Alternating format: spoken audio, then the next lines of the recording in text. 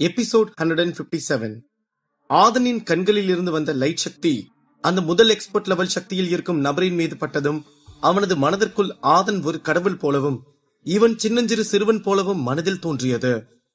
அப்போது அவன் ஆதனை பார்த்து பயந்தவாறு நின்று கொண்டிருந்தான்.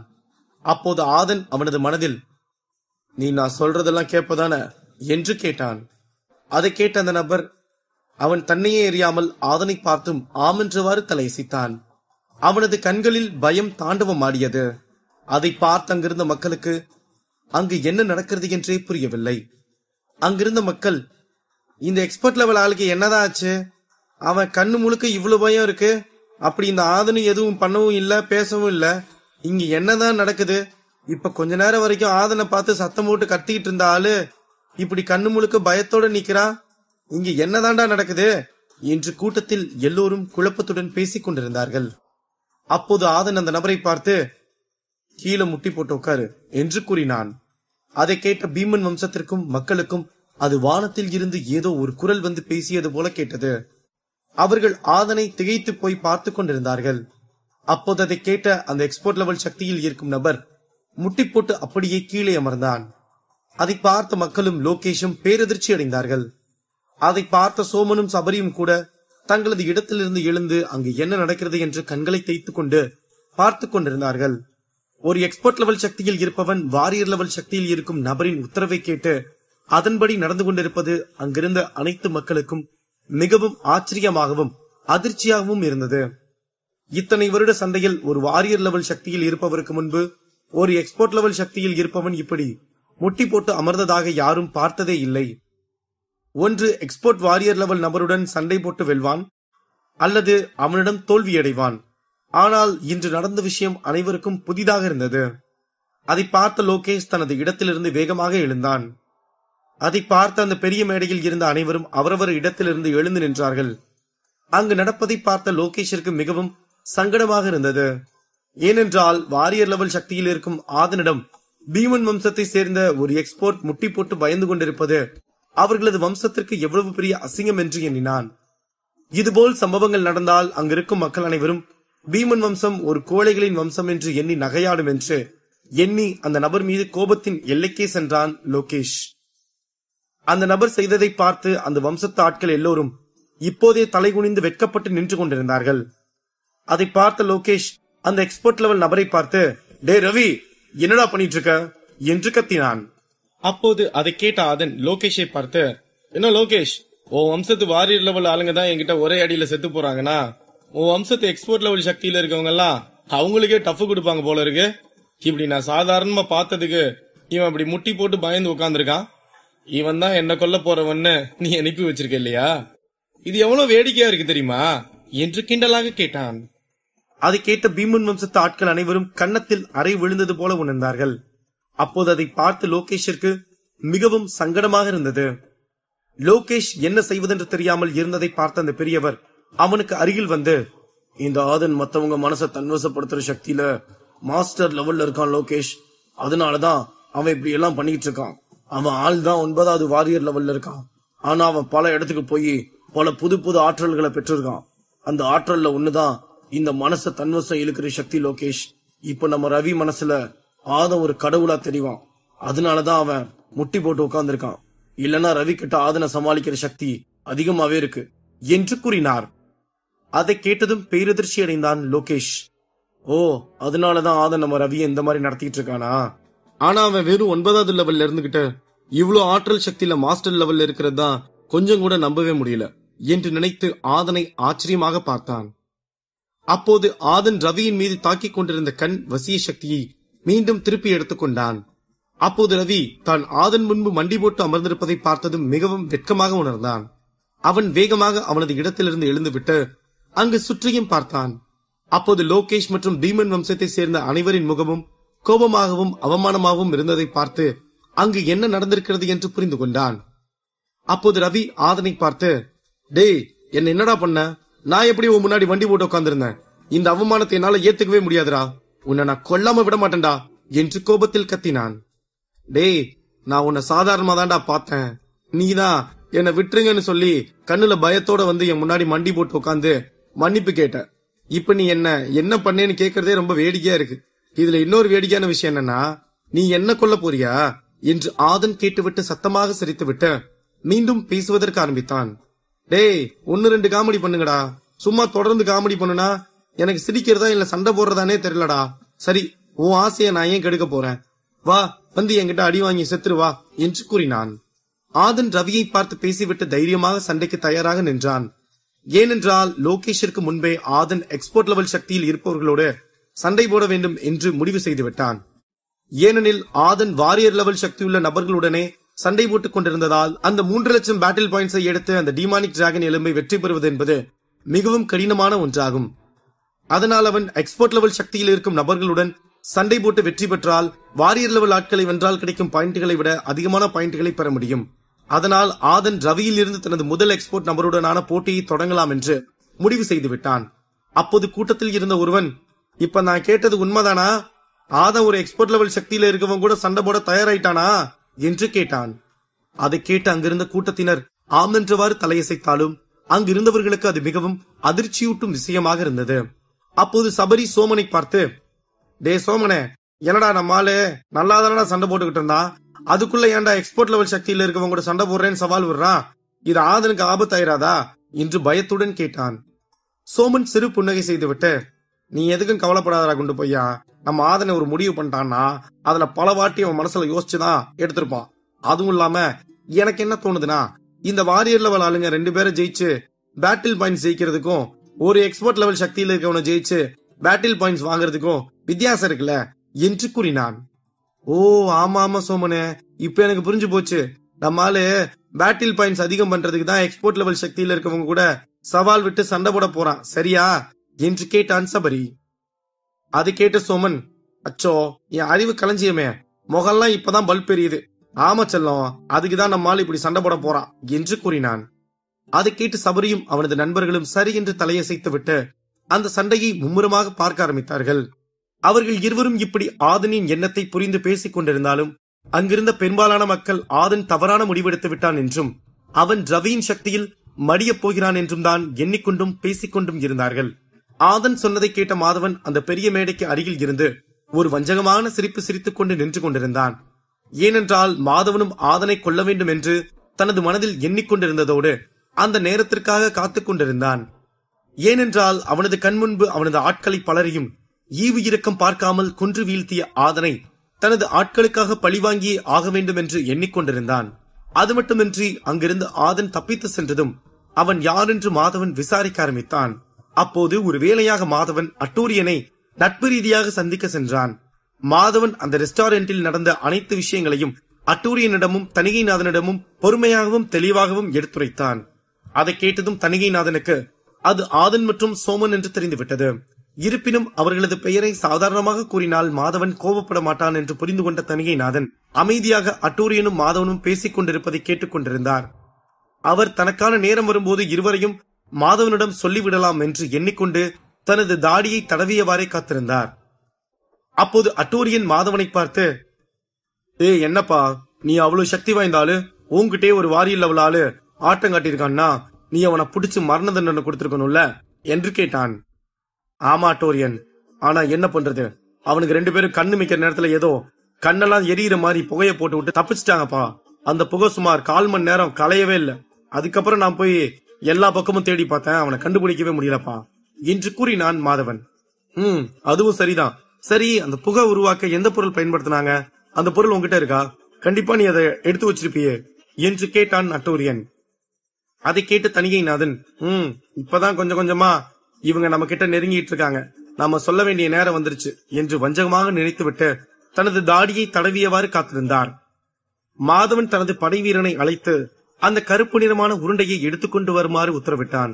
அப்போது அதை கவனித்த தணிகைநாதன் அட்டூரியனை பார்த்து, அட்டூரியன், இந்த ஆதன் கூட நம்ம நட்சத்திர பள்ளத்தாக்கு கிட்ட ஒரு கருப்பு நிறமான உருண்டையை போட்டு தப்பிச்சான்னு நமக்கு தகவல் வந்துச்சு, ஞாபகம் இருக்கா உனக்கு என்று கேட்டார். ஆமா ஆமையா, அதுக்கு இதுக்கு என்ன சம்பந்தம் ஐயா என்று கேட்டான் அட்டூரியன். அட்டூரியன், மாதவன் சொல்றத நல்லா கவனிச்சு பாரு. ஒருத்தன் ஈட்டி சக்தியில வல்லவனா இருக்கான், அதே மாதிரி இந்த பக்கம் ஆதன் தான் ஈட்டி சக்தியில வல்லவன். அப்புறம் இன்னொருத்தன் குச்சி மாதிரி இருந்துட்டு பெரும்பு சக்தியை வச்சு அங்க இருக்கவங்களை கொண்டிருக்கான். அது ஏன் சோமனா இருக்க கூடாது? என்று கேட்டார் தணிகைநாதன். அதை கேட்டதும் அட்டூரியன் புரிந்து கொண்டான் அங்கு வந்தது ஆதனும் சோமனும் தான் என்று. அவன் உடனே தனது படைவீரனை அழைத்து அன்று நட்சத்திர பள்ளத்தாக்கில் இருந்து எடுத்து வரப்பட்ட கருப்பு நிறமான புகை உருண்டைகளை எடுத்துக்கொண்டு வர உத்தரவிட்டான். மாதவனின் படைவீரன் அந்த கருப்பு நிறமான உருண்டையை எடுத்துக்கொண்டு வந்தான். அதே போல் மறுபக்கம் அட்டூரியனின் படைவீரன் அந்த கருப்பு நிறமான உருண்டையை எடுத்துக்கொண்டு வந்தான். ஒரு பக்கம் மாதவன் அந்த ரெஸ்டாரண்டில் கிடைத்த கருப்பு உருண்டையை அட்டூரியனிடம் காட்டினான். மறுபக்கம் அட்டூரியன் அந்த நட்சத்திர பள்ளத்தாக்கில் கிடைத்த கருப்பு நிறமான உருண்டையை மாதவனிடம் காட்டினான். இரண்டும் ஒரே உருண்டைதான். அதை பார்த்த மாதவன் பேரதிர்ச்சி அடைந்தான். அப்ப எங்க ரெஸ்டாரண்ட்டுக்கு வந்து சண்டை போட்டது என்று பேசுவதற்கு வந்தான் மாதவன். அட்டூரியன் மாதவனை பார்த்து ஆதனு சோமனும் தான் என்று கூறினான். அதை கேட்டதும் மாதவனுக்கு கோபம் தலைக்கேறியது. அவன் கோபத்தில் தனது இருக்கையிலிருந்து வேகமாக எழுந்துவிட்டு அங்குமிங்கும் கோபத்தில் நடந்தான். ஏனென்றால் அவனுக்கு நன்றாக தெரியும் தனது மாமாவின் பையனான நவயுகனை கொன்றது ஆதன் தான் என்று. அதை பார்த்த தணிகைநாதன், இந்த கோபம் மட்டும் பத்தாது தம்பி, இப்ப நான் சொல்ல போறதை கேட்டு நீ இன்னும் கோபப்பட போற பாரு என்று தனக்குள் நினைத்தார். சரி சரி, இடத்துல உட்காரு மாதவன், எதுவா இருந்தாலும் பேசி தீர்த்துக்கலாம் என்று கூறினார் தணிகைநாதன். அதை கேட்ட மாதவன், எப்படியா இதை ஈஸியா எடுத்துக்கிறது? அவன் உங்க இடத்துல வச்சு என் அண்ணனான நவயுகனை கொண்டிருக்கான் ஐயா. அவன் என் கண்ணு முன்னாடி வந்து ஆட்டம் காட்டியிருக்கான். அதை நானும் விட்டுட்டு வந்து உங்ககிட்ட பேசிட்டு இருக்கேன். இனி கொஞ்சம் கூட நேரத்தை தாமதிக்காம அவன் எங்க இருந்தாலும் அவனை கண்டுபிடிச்சு என் ஆளுங்களை கொன்னதுக்கும் என் அண்ணன் நவயுகனை கொன்னதுக்கும் அவனை கொன்னே ஆகணும்யா. நான் கிளம்புறேன்யா என்று கூறினான் மாதவன். அதை கேட்ட தணிகைநாதன், இப்ப நீ எங்க போய் தேடினாலும் அவன் கிடைக்க மாட்டான் மாதவன். அவன் தேனை தேடுற தேனி மாதிரி அங்கேயும் இங்கேயும் போயிட்டு வந்துட்டே இருப்பான். அவன் எல்லாம் நேரம் பார்த்து தான் கொல்லணும். உனக்கு இருக்க அதே கோபம் எனக்கும் இருக்கு, அட்டூரியனுக்கும் இருக்கு. நீ என் பேச்ச கேட்கிற ஆளா இருந்தா வா, வந்து உட்காரு, உன்கிட்ட இன்னொரு முக்கியமான விஷயம் சொல்லணும் என்று கூறினார். தணிகைநாதனின் பேச்சை ஆதனை தவிர யாரும் மீறியது இல்லை, மறுத்தும் பேசியது இல்லை. அதை கேட்ட அடுத்த நொடி மாதவன் தனது கோபத்தை கட்டுப்படுத்திக் கொண்டு வந்து தணிகைநாதனுக்கு அருகில் அமர்ந்தான். என்ன மன்னிச்சிருங்கய்யா, நான் அந்த ஆத மேல இருக்க கோபத்துல எந்திரிச்சு போயிட்டேன் என்று கூறினான் மாதவன். பரவாயில்ல மாதவன், நீ கோபப்படுறதெல்லாம் சரிதான். ஆனா உனக்கு இதை விட ஒரு முக்கியமான விஷயம் தெரியாதுன்னு நினைக்கிறேன். ஏன்னா அந்த விஷயம் சிலருக்கு தான் தெரியும். அதனாலதான் அந்த விஷயத்த உன்கிட்டையும் சொல்லலான்னு உன்னை மறுபடியும் கூப்பிட்டேன் என்று கூறினார் தணிகைநாதன். அதை கேட்ட அட்டூரியன் தணிகைநாதனை பார்த்தான். அப்போது தணிகைநாதன் அட்டூரியனை பார்த்து, இப்ப நான் சொல்ல போற விஷயம் உனக்கு நல்லாவே தெரியும் அட்டூரியன். பாவம் நம்ம மாதவனுக்கு தான் தெரியாது. அதனாலதான் அவனுக்கு இந்த விஷயத்த சொல்லலான்னு உட்கார சொன்ன என்று கூறினார். அதை கேட்டதும் அட்டூரியன் சரியென்றவாறு தலையசைத்து விட்டு தணிகைநாதனின் வார்த்தைகளை கவனித்துக் கொண்டு அமர்ந்திருந்தான். அப்போது மாதவன் தணிகைநாதனை பார்த்து, அது என்ன விஷயம்யா என்று கேட்டான். தணிகைநாதன் தனது தாடியை தடவியவாறே சிறிது நேரம் யோசித்துக் கொண்டே இருந்துவிட்டு அவரது இருக்கையிலிருந்து எழுந்து சென்று மாதவனுக்கு அருகில் நின்றார். மாதவனும் அட்டூரியனும் அவர் என்ன சொல்லப் போகிறார் என்று தெரிந்து கொள்ள மிகவும் ஆர்வத்துடன் பார்த்துக் கொண்டிருந்தார்கள். தணிகைநாதன் என்ன சொல்லப் போகிறார்? மாதவனுக்கு காத்திருக்கும் அதிர்ச்சி என்ன? அடுத்தடுத்த கதைக்களத்தில் காத்திருக்கும் சுவாரஸ்யமான சம்பவங்கள் என்ன? இதை பற்றி மேலும் தெரிந்து கொள்ள பாக்கெட் எஃப்எம் உடன் இணைந்திருங்கள்.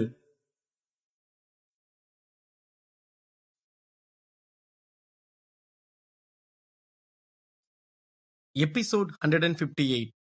தணிகைநாதன் தனது இடத்திலிருந்து எழுந்து சென்று மாதவனுக்கு அருகில் நின்றுவிட்டு, மாதவன், அந்த ஆதன் உன் அண்ணன் நவயுகனை கொன்னது மட்டும்தானே உனக்கு தெரியும். ஏன் நவயுகனுக்கு ஆதன் மேல கோபம் வந்துச்சுன்னு தெரியுமா என்று கேட்டார். அப்போது மாதவன் யோசித்து விட்டு, என் அண்ணனுக்கு எதுக்கு கோபம் வந்திருக்கும்? அவன் என்கிட்ட ஆட்டம் காட்டின மாதிரி எங்க அண்ணன் கிட்டையும் ஏதாவது ஆட்டம் காட்டியிருப்பான். அவன் கொட்டத்தை அடக்கணும்னு எங்க அண்ணன் அவன் கூட சண்டை போட்டிருப்பான். அப்போ அந்த ஆதன் ஏதோ சூழ்ச்சி பண்ணி எங்க அண்ணனை கொன்னிருப்பான். சரியா ஐயா என்று கேட்டான். அதை கேட்டதும் தணிகைநாதன் அட்டூரியனை பார்த்து, பாத்தியா அட்டூரியன், நம்ம மாதவனுக்கு நான் நினைச்ச மாதிரியே எதுவும் தெரியல. சரி, நம்ம அவனுக்கு சொல்லி தெரிய வைப்போம் என்று கூறினார். அதை கேட்டு மாதவன் குழப்பத்துடன் தணிகைநாதனை பார்த்து, அப்ப நான் நினைச்சது இல்லையா ஐயா? அப்ப எங்க அண்ணன் ஆதன் கூட எதுக்கு சண்டை போட்டான் என்று கேட்டான். நவயுகனுக்கு சூரியயுகன்னு ஒரு தம்பி இருந்தது இல்லையா? அவன் எப்படி இறந்து போனான்னு உனக்கு தெரியுமா என்று கேட்டார் தணிகைநாதன். இப்போ அதுக்கும் இதுக்கும் என்ன சம்பந்தம் ஐயா என்று கேட்டான் மாதவன். இருக்கு மாதவன், அந்த விஷயத்துக்கும் நவயுகன் கொல்லப்பட்டதுக்கும் சம்பந்தம் இருக்கு. அது ஏன்னா சூரியயுகனுக்கும் ஆதனுக்கும் பேச்சு வழக்குல சண்டை ஆரம்பிச்சு 2 பேரும் சண்டை போட்டுக்கிட்டாங்க. அதுல ஆதன் உன் தம்பியான சூரியயுகனை கொன்னுட்டான். அதுக்கு பழி வாங்கணும்னு தான் உன் அண்ணன் நவயுகன் ஆதன் மேல கொலவெறியில இருந்தான். அதுக்கப்புறம் என்ன நடந்துச்சுன்னு நான் சொல்லி உனக்கு தெரிய வேண்டாம்னு நினைக்கிறேன் என்று வஞ்சகமாக தனது தாடியை தடவியவாறே கூறினார் தணிகைநாதன். அதை கேட்டதும் பேரதிர்ச்சி அடைந்தான் மாதவன். அப்ப இவன் சுத்தி சுத்தி எங்க குடும்பத்தை தான் வம்பிழுத்திருக்கானா? இவனை இவ்வளவு நாள் விட்டதே தப்பு. அவன் ஊருக்கே போய் அவனை கொன்றிருக்கணும். நீங்க என்கிட்ட இந்த தகவலை ஏன் முதல்ல சொல்லல என்று கேட்டான். எல்லா விஷயத்தையும் நேரம் காலம் வரும்போது சொன்னாதான் சரியா இருக்கும் மாதவன். இப்ப நேரம் வந்துருச்சு, அதனாலதான் சொன்னேன் என்று வஞ்சகமாக சிரித்தபடியே கூறினார் தணிகைநாதன். சரிங்க ஐயா, நான் போய் அவன் எங்க இருந்தாலும் தேடி கண்டுபிடிச்சு அவனை கொன்னுட்டு வந்துடுறேன். நான் போயிட்டு வரேன், எனக்கு உத்தரவு கொடுங்க என்று கூறினான் மாதவன். பொறுமையா இரு மாதவன். எல்லா விஷயத்துக்கும் நம்ம இப்படி கோபப்பட்டு அவசரப்பட்டு இருந்தா அந்த ஆதன் நிதானமா முடிவெடுத்து ஜெயிச்சுட்டு தான் இருப்பான். அதனால இந்த முறை நம்ம கொஞ்சம் நிதானமா நம்மளோட நகர்வுகளை செய்வோம். அவன் எங்க இருப்பான்னு இன்னும் கொஞ்ச நேரத்துல தெரிய வந்துடும் இரு என்று கூறினார் தணிகைநாதன். மூவரும் எதையோ ஆழ்ந்து யோசித்துக் கொண்டிருந்தார்கள். அப்போது தணிகைநாதனின் ஒற்றன் ஒருவன் வந்து தணிகைநாதனை சந்திக்க வந்தான். அப்போது அந்த ஒற்றன் அவன் கொண்டு வந்த செய்தியை தணிகைநாதனிடம் தனிமையில் சொல்லிவிட்டு அங்கிருந்து வெளியே சென்றான். அந்த தகவலை கேட்டதும் தணிகைநாதனின் முகம் பிரகாசமாக மாறியது. அதை பார்த்த டூரியன் தணிகைநாதனை பார்த்து, ஐயா, ஏதாவது நல்ல தகவல் வந்திருக்கா? உங்க முகம் ரொம்ப சந்தோஷமா இருக்குதுன்னா ஏதோ நமக்கு சாதகமான தகவல் தான் வந்திருக்குன்னு நினைக்கிறேன் என்று கூறினான். அப்போது அதை கேட்ட மாதவன், ஏதாவது முக்கியமான விஷயமா இருக்கா டூரியன்? அது உங்க வம்சத்தோட தகவல், அதனால நான் இங்கிருந்து கிளம்புறேன். நான் இன்னொரு நாள் வந்து உங்களை சந்திக்கிறேன் என்று கூறிவிட்டு தனது இருக்கையில் இருந்து எழுந்தான். தணிகைநாதன் மாதவனை பார்த்து, இது தனிப்பட்ட செய்தி இல்ல மாதவன், இந்த தகவலுக்கும் உனக்கும் கூட சம்பந்தம் இருக்கு. அதனால ஒரு 10 நிமிஷம் உட்காரு, அதுக்கப்புறம் உன்னை நானே வழி அனுப்பி வைக்கிறேன் என்று கூறினார். அதை கேட்டதும் மாதவன் தனது இடத்தில் அமர்ந்தான். அப்போது அட்டூரியனும் தணிகைநாதன் என்ன சொல்ல போகிறான் என்று கவனமாக கேட்டுக்கொண்டிருந்தான். இப்ப என்ன தகவல் வந்ததுன்னா அது ஆதனை பத்தி தான். அந்த ஆதன் அந்த பெரிய மார்க்கெட்ல நின்னு அங்க இருக்க ஒரு ஆள் கிட்ட பீமன் வம்சத்தோட சண்டை போட்டிக்கு வழி கேட்டிருக்கான். நம்ம நல்ல நேரம் அந்த ஆதன் நம்ம ஒற்றன் கிட்டயே கேட்டிருக்கான். அவன் அங்க எங்க சுத்தி போகணும்னு சுத்தி விட்டுட்டு வந்து நம்ம கிட்ட சொல்லியிருக்கான் என்று தணிகைநாதன் இருவரையும் பார்த்து கூறிவிட்டு மாதவனை பார்த்து, மாதவன், உன்கிட்ட நான் சொன்ன நேரம் வந்துருச்சு. நீ உடனே கிளம்பி அந்த பீமன் வம்சத்து சண்டை போட்டிக்கு போ. ஆனா அங்க போனதும் உன் சண்டையை ஆரம்பிச்சிடாத. அந்த ஆதன் வர்ற வரைக்கும் நீ பொறுமையா காத்துரு. நம்ம இலக்கு சண்டை போட்டியில ஜெயிச்சு பரிசு வாங்கறது இல்ல, அந்த ஆதனை அடிச்சு கொல்றதா தான் இருக்கணும். அதனால அதுக்கான நேரம் வர்ற வரைக்கும் அமைதியா நின்னு அவன் என்ன பண்றான்னு அவனை கவனிச்சுட்டே இரு. கண்டிப்பா உனக்கான நேரம் வரும். அப்ப நீ இறங்கி அடிச்சேனா அந்த ஆதனை கொன்றலாம், சரியா என்று கூறினார். அதை கேட்டதும் மாதவனின் முகம் சந்தோஷமாக மாறியது. அவன் தணிகைநாதனை பார்த்து, சரிங்க ஐயா, நீங்க சொன்ன மாதிரியே நான் பதுங்கி இருந்து பாயிறதுக்கான நேரத்துக்கு காத்துட்டு இருக்கேன். இப்ப நான் இங்கிருந்து கிளம்புறேன் ஐயா என்று கூறினான். பதுங்கிறது முக்கியம்தான் மாதவன், ஆனா பாயிறது அதை விட வேகமா இருந்தாதான் இறைய பிடிக்க முடியும். நான் சொன்னது உனக்கு புரியும் நினைக்கிறேன் என்று கூறினார் தணிகைநாதன். அதை கேட்டு மாதவன் சரி என்றவாறு தலையசைத்து விட்டு அவனது படை வீரர்களை அழைத்துக் கொண்டு அந்த சண்டை போட்டியை நோக்கி விரைந்தான். அதை பார்த்த தணிகைநாதன் வஞ்சகமாக சிரித்துவிட்டு அங்கு ஆதனின் கதை முடியப் போகிறது என்று எண்ணி சந்தோஷமாக இருந்தார். அப்போது மாதவன் அங்கிருந்து சென்ற பிறகு அட்டூரியன் தணிகைநாதனை பார்த்து, ஐயா, அந்த ஆதன் பீமன் வம்சத்து சண்டை போட்டியில தான் இருக்கான்னா அவனை நம்மளே போய் கொண்டிருக்கலாமே, எதுக்கு நீங்க இந்த விஷயத்த மாதவனை வச்சு பண்ணணும்னு நினைக்கிறீங்க என்று குழப்பத்துடன் கேட்டான். அதை கேட்ட தணிகைநாதன், நீ குழப்பத்தோட கேட்கறது எனக்கு புரியுது அட்டூரியன். ஆனா ராஜாக்கள் எப்பவும் போருக்கு நேரடியா போக மாட்டாங்க. அவங்க திட்டத்தை தளபதியும் படை வீரர்களும் தான் செஞ்சு முடிப்பாங்க. அந்த மாதிரி நீ ராஜா அட்டூரியன். அந்த மாதவன் முன்னாடி ஒரு தளபதி மாதிரி. அதுவும் இல்லாம அவனும் ஆத மேல கொலவெறியில இருக்கான். அதனால இந்த விஷயத்த இவன் செஞ்சு முடிக்கட்டும். நம்ம தூரத்துல தள்ளி நின்னு வேடிக்கை மட்டும் பார்த்தா போதும் என்று தனது தாடியை தடவியவாறே கூறினார். நீங்க சொல்றதும் சரிதான் ஐயா. ஆனா ஐயா என்று பேசுவதற்கு வந்தான் அட்டூரியன். அப்போது அவனை குறுக்கிட்ட தணிகைநாதன், நீ என்ன கேட்க வரேன்னு எனக்கு புரிஞ்சிருச்சு அட்டூரியன். நம்ம இப்படிதான் கார்த்திகேயனையும் வேட்டையனையும் நினைச்சோம். ஆனா நம்ம நினைச்சதுக்கு எதிர்மாறா நடந்துச்சுன்னு சொல்ல வர்ற, சரியா என்று கேட்டார். அட்டூரியனும் ஆமென்றவாறு தலையசைத்தான். அதை பார்த்த தணிகைநாதன், அவங்களும் மாதவனும் ஒண்ணு இல்ல அட்டூரியன். அந்த 2 பேரோட சக்தியும் மாதவன் ஒரே ஆளா வச்சிருக்கான். அதனால நீ அதை பத்தி எல்லாம் கவலைப்படாத. நிச்சயமா மாதவன் ஜெயிச்சு வருவான் என்று கூறினார். அதை கேட்ட அட்டூரியனும் சந்தோஷமாக உணர்ந்தான். தணிகைநாதனும் வஞ்சகமாக சிரித்தபடியே, உன் கதை முடிய போகுதாதன் என்று நினைத்தார். மறுபக்கம் இதனால்தான் மாதவன் அவனது சந்திரா அகாடமியின் வீரர்களுடன் அமைதியாக நின்று அங்கு ஆதன் சண்டை போட்டுக் கொண்டிருப்பதை பார்த்து கொண்டிருந்தான். தனிகைநாதன் ஐயா சொன்ன மாதிரி நமக்கான நேரம் நம்மள நெருங்கி வந்துட்டே இருக்குதுன்னு நினைக்கிறேன். அதனாலதான் இந்த ஆதன் இப்படி ஆணவமா பேசிட்டு இருக்கான். இவனுக்கு முடிவு கட்ட நான் தான் களத்துக்கு வரணும். ஆனா இங்க என்ன நடக்குதுன்னு பொறுமையா பார்த்து நடந்துக்கணும்னு தனிகைநாதன் ஐயா சொல்லியிருக்காரு. அவரோட பேச்சுக்கு கட்டுப்பட்டு நிக்க வேண்டியதா இருக்கு என்று நினைத்து பல்லை கடித்துக் கொண்டு இருந்தான் மாதவன். அவனுடன் இருந்த சந்திரா அகாடமியை சேர்ந்த படை வீரர்களும் ஆதன் மீது கொலைவெறியில் தான் நின்று கொண்டிருந்தார்கள். அவர்கள் மாதவனின் உத்தரவு கிடைத்தால் எந்த நேரமும் மேடை ஏறி ஆதனை கொன்று வீழ்த்தி விடலாம் என்று தயாராக நின்று கொண்டிருந்தார்கள். மறுபக்கம் ஆதனுக்கும் ரவிக்குமான சண்டை ஆரம்பித்தது. ரவி தனது சக்தியை எடுத்து ஆதனை நோக்கி மிகவும் கொடூரமாக தாக்கினான். அதை பார்த்த ஆதன் சிறு புன்னகை செய்துவிட்டு மின்னல் ஈட்டி சக்தியை வைத்து தாக்கினான். ரவியின் வாள் சக்தி அந்த ஈட்டி சக்தியை 2 துண்டாக உடைத்தெறிந்தது. அதை பார்த்து அங்கிருந்த அனைவரும் திகைத்து போனார்கள். அதை பார்த்த சபரியும் சோமனும் வியந்து போனார்கள். அப்போது பவித்ரனின் ஆதரவாளன், ஆகா என்னப்பா ஆத முதல் அட்டாக்ல எப்படி தோத்துட்டான்? அது சரி, பீமன் வம்சத்து ஆள் கையால தான் ஒருத்தர் சாகணும்னு இருந்தா அதை யாரால மாத்த முடியும் என்று கிண்டலாக கூறினான். அதை கேட்டு சோமனுக்கும் சபரிக்கும் மனது பதை பதைத்தது. மறுபக்கம் லோகேஷிற்கும் மாதவனுக்கும் முகம் சந்தோஷமாக மாறியது. ரவி ஆதனை பார்த்து, என்னப்பா தம்பி, நீ பேசுற வீர வசனத்துக்கு நீயும் கொஞ்ச நேரம் தாக்கு பிடிப்பன்னு பார்த்தா நீ என்னடானா 2-3 அடியிலே செத்து போயிருவ போல இருக்கே என்று கிண்டலாக கூறினான். அதை கேட்ட ஆதன் சிறு புன்னகை செய்துவிட்டு, அடியிலே முடிவு இதுவாதான் இருக்கணும்னு சொல்ல முடியாது ரவி, சண்டை முழுசா முடியட்டும், அதுக்கப்புறம் முடிவு பண்ணிக்கலாம் இரு என்று பொறுமையாக கூறினான். ஆதனின் பயமில்லாத பேச்சை கேட்டு அங்கிருந்த அனைவருக்கும் குழப்பம் ஏற்பட்டது. இவன் எப்படி இவ்வளவு பொறுமையா பேசுறான்? இவன் இந்த ரவி கூட போட்டி போடுறது ஆபத்துன்னு நம்ம நினைச்சுக்கிட்டு இருக்கோம். ஆனா இவன் என்னடானா முதல் அட்டாக்ல தோத்ததுக்கு அப்புறமும் இவ்வளவு உறுதியா பேசுறான். அப்ப இவன் முழு சக்தியை இன்னும் வெளிக்காட்டாம தான் வச்சிருப்பான்னு நினைக்கிறேன் என்று கூட்டத்தில் அரசல் புரசலாக மக்கள் பேசிக் கொண்டிருந்தார்கள். அதை கேட்ட ரவி மீண்டும் தனது வாளை சுழற்றி ஒரு சக்தியை எடுத்து ஆதனை தாக்கினான். அந்த சக்தி பச்சை நிறமாக வந்தது.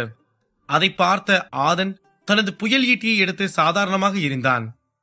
அந்த ஈட்டி வேகமாக சென்று அந்த சக்தியில் அடித்து அந்த சக்தியை உடைத்தது.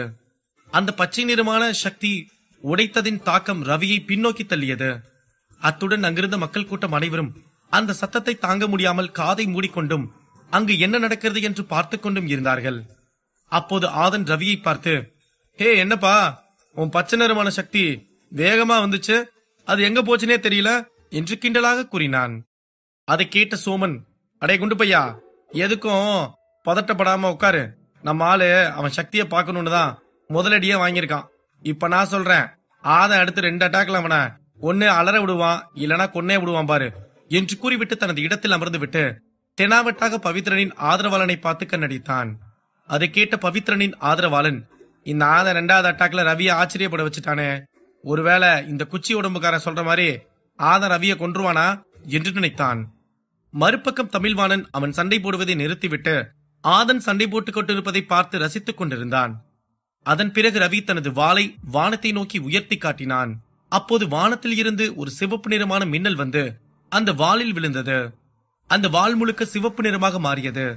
அதை பார்த்த ஆதன், இதுக்கு மேல இவனை ஆட விட்டா நல்லா இருக்காது, அதனால இதுக்கு ஒரு எண்டு கார்டு போற்ற வேண்டியதான் என்று நினைத்துவிட்டு ஆதன் படித்த அந்த உயிரெடுக்கும் ஈட்டி சக்தியின் முதல் சக்தியை எடுத்தான். ரவி அந்த வாளை எடுத்து ஆதனை நோக்கி எறிந்தான். அப்போது ஆதன் அந்த உயிரெடுக்கும் ஈட்டி சக்தியின் முதல் சக்தியான தடையையும் தலையையும் எடுக்கும் ஈட்டி சக்தியை எடுத்து அவனை நோக்கி வீசினான். அந்த ஈட்டி செல்லும் வழியெல்லாம் எதிர்த்து எது வந்தாலும் அதை அடித்து நொறுக்கி விட்டு செல்லும் வல்லமை மிகுந்த ஒரு சக்தியாகும். அதை பார்த்த லோகேஷ், இந்த சக்தி எப்படி இவன் கத்துக்கிட்டான்? இது எக்ஸ்போர்ட் லெவல் சக்தியாச்சே, இந்த சக்தியை இவன் கத்துக்கணும்னா அதுக்கு இவன் எக்ஸ்போர்ட் லெவல்ல இருந்தா தானே அவன் உடம்பு மனசும் அந்த சக்தியை தாங்கும். இப்ப இவன் இதை இவ்வளவு துல்லியமா பயன்படுத்துறான்னா இவன் உண்மையாலுமே 9வது லெவல் சக்தியில தான் இருக்கானா என்று நினைத்து குழப்பத்துடன் பார்த்து கொண்டிருந்தான். அப்போது அந்த ஈட்டி வந்து வாளில் பட்டதும் அங்கு ஒரு பிளாஷ் அடித்தது. அப்போது அந்த கருமையாக இருந்த வானம் தெளிவடைந்தது. அந்த வானம் தெளிவடைந்ததும் அங்கிருந்த மக்கள் கண்களை துடைத்துவிட்டு மெல்ல திறந்தார்கள். அங்கு ரவியின் வாள் துண்டாக கிடந்தது. அத்துடன் அந்த பக்கம் ரவி தலையில்லாத முண்டமாக தள்ளாடி கொண்டிருந்தான். அந்த ஈட்டி ரவியின் தொண்டையில் குத்தி கழுத்தை துண்டாக எடுத்துக்கொண்டு சென்று அந்த உடலுக்கு பின்புறம் குத்தியிருந்தது. அதை பார்த்த மக்கள் பேரதிர்ச்சி அடைந்தார்கள். அதை பார்த்த ஆதனே அதிர்ச்சி அடைந்தான். ஏனென்றால் அவனது ஈட்டி எப்போதும் எதிரியின் தொண்டையில் குத்திக் கொள்ளும் என்று அவனுக்கு நன்றாக தெரியும். ஆனால் இப்படி ஈட்டி அவனது கழுத்தையே உடலில் இருந்து வெட்டி எடுத்து சென்றது அவனுக்கே மிகவும் ஆச்சரியமாக இருந்தது. ஒரு பெரிய வம்சத்தை சேர்ந்த ரவி எக்ஸ்போர்ட் லெவலில் இருக்கும் போது ஒரு சாதாரணமான வாரியர் லெவல் சக்தியில் இருக்கும் நபரின் கைகளால் இறந்து விட்டான் என்பது அங்கிருந்த யாராலும் நம்பவே முடியவில்லை. அங்கு அனைவரும் ஏதும் பேசாமல் வாயடைத்து போயிருந்தார்கள். அங்கு நடந்ததை பார்த்த லோகேஷ் அவனது இருக்கையிலிருந்து வேகமாக எழுந்து அதிர்ச்சியோடு களத்தையும் கோபத்துடன் ஆதனையும் பார்த்து கொண்டிருந்தான். இந்த ஆதன் இவ்வளவு சக்தி வாய்ந்த ஒருத்தனா? இவன் நம்ம கிட்ட மட்டும்தான் அவன் சக்தியை காட்டியிருக்கான்னு நம்ம நினைச்சிட்டு இருந்தோம். ஆனா இவன் ஒரு எக்ஸ்போர்ட் லெவல் சக்தியில இருக்க ஆளையே ஒரே அடியில கொண்டிருக்கான்னா இவன் சாதாரணமான ஆள் இல்ல. இந்த சட்டத்திட்டம் சொன்ன பெரியவர் சொன்ன மாதிரி ஆதன் பல ஆற்றல் சக்தியில கத்துக்கிட்டு தான் இருக்கான். ஆதன் அவனோட லெவல அடுத்தடுத்து கொண்டு போகணும்னு நினைக்கல. அவன் எல்லா ஆற்றல் சக்தியும் கத்துக்கிட்டு மெல்ல மெல்ல லெவலை ஏத்திக்கலான்னு தான் இப்படி பண்ணிக்கிட்டு இருக்கான் என்று மனதிற்குள் நினைத்தாள் குயிலி. அப்போது சோமன் சபரியை பார்த்து, என்னடா குண்டு பையா, நான் சொன்ன மாதிரியே நம்மாலே அவனை முடிச்சிட்டான் பாத்தியா என்று கூறினான். அதை கேட்ட சபரி அந்த களத்தில் தலையில்லாமல் கிடந்த ரவியை பார்த்துவிட்டு அப்படியே திரும்பி சோமனை பார்த்து, எப்பாடே நல்ல வேலை நான் அந்த சோடா புட்டிக்கார மாதிரி ஆதனுக்கு எதிராக பேசல. பேசியிருந்தா இப்படி ஒரு வீரன் ஜெயிச்சதுக்கே ஒரு விசில் கூட அடிக்க முடியாம என்னை கட்டுப்படுத்திட்டு இருந்திருப்பேன் என்று கூறினான். எப்பவும் நம்ம உணர்ச்சியை யாருக்காகவும் கட்டுப்படுத்த கூடாதா குண்டு பையா, வா 2 பேரும் சேர்ந்து ஒரு விசில் போடுவோமா என்று கேட்டான் சோமன். கண்டிப்பா கண்டிப்பா 1 2 3 என்று சபரி கூறிவிட்டு இருவரும் சேர்ந்து சத்தமாக விசில் அடித்தார்கள். ஒரு விசில் அடித்தார்கள். அப்போது அங்கு ஆச்சரியத்திலும் அதிர்ச்சியிலும் இருந்த கூட்டம் அந்த சத்தம் கேட்டு அலாரம் ஒலித்தது போல துள்ளி விழுந்தார்கள். அதை பார்த்த சோமன், சபரி, அவனது நண்பர்கள் அனைவரும் கிண்டல் செய்து சிரித்துக் கொண்டிருந்தார்கள். ஒரு பக்கம் லோகேஷ் அடுத்து என்ன செய்வதென்று ஆதனை பார்த்து முறைத்துக் கொண்டிருந்தான். அவனுடன் குயிலி ஆதனை கோபமாக பார்த்துக் கொண்டிருந்தாலும் அவள் நினைத்ததை விட ஆதன் மிகவும் பலசாலிதான் என்று புரிந்து கொண்டு நின்று கொண்டிருந்தாள். மறுபக்கம் தமிழ்வாணன் மிகவும் ஆச்சரியமாக ஆதனை பார்த்துக் கொண்டிருந்தான். மற்றொரு பக்கம் சோமன், சபரி மற்றும் அவனது நண்பர்களும் பவித்ரனின் ஆதரவாளனை கிண்டல் செய்து கொண்டிருந்தார்கள். பவித்ரனின் ஆதரவாளன் இவர்களுடன் என்ன பேசுவதென்று தெரியாமல் முகத்தை சுளித்துக் கொண்டு அமர்ந்திருந்தான். ஆதன் அடுத்து என்ன செய்ய போகிறான்? லோகேஷின் அடுத்த கட்ட நடவடிக்கை என்ன? அடுத்தடுத்து கதைக்களத்தில் காத்திருக்கும் சுவாரஸ்யமான சம்பவங்கள் என்ன? இதை பற்றி மேலும் தெரிந்து கொள்ள பாக்கெட் எஃப்எம் உடன் இணைந்திருங்கள்.